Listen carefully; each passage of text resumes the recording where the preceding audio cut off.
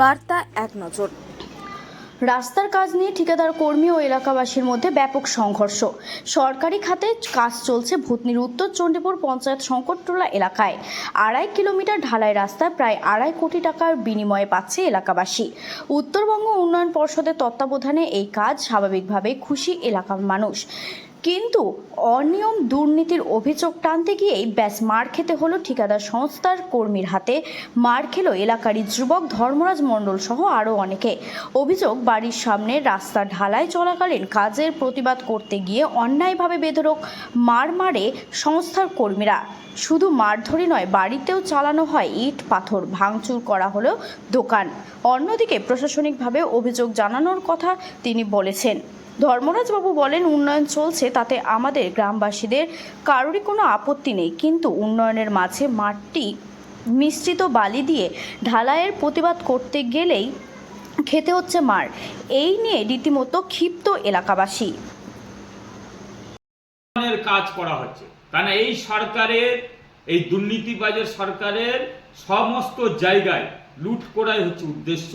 কাজ ভালো হলো মন্দ হলো কোনো ব্যাপার, এতে সরকারি আধিকারিক, এলাকার তৃণমূলের পঞ্চায়েত সমিতি বা জেলা পরিষদ বা সেখানকার এমএলএ সবাই জড়িয়ে থাকে। তাদের প্রত্যেকের পার্সেন্টেজ দিতে ঠিকাদারের ঘাম চুয়ে যায়। ইভেন কি মন্ত্রীকে পার্সেন্টেজ দিতে হয় ওই দপ্তরে, উত্তরবঙ্গ উন্নয়ন দপ্তরে।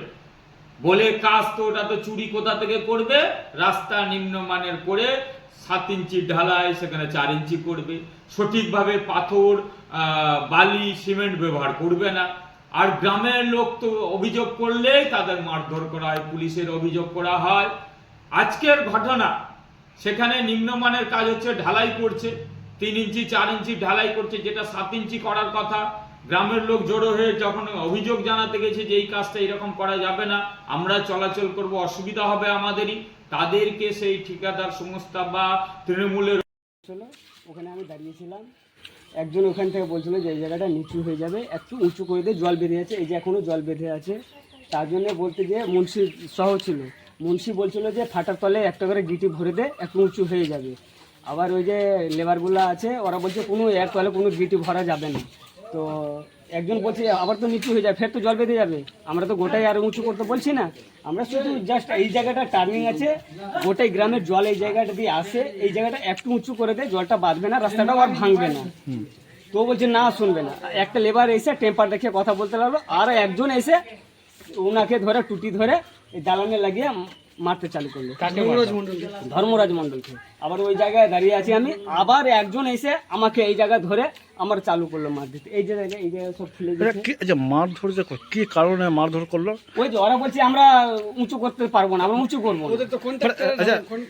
রাস্তা কি ঠিকঠাক করছিল না? না, রাস্তা ঠিকঠাক হচ্ছিল না। এর আগে ওই জায়গায় দেখেন এখনো জল বেঁধে আছে, আমরা বলছি একটু উঁচু কর যাতে জলটা না বাঁধে।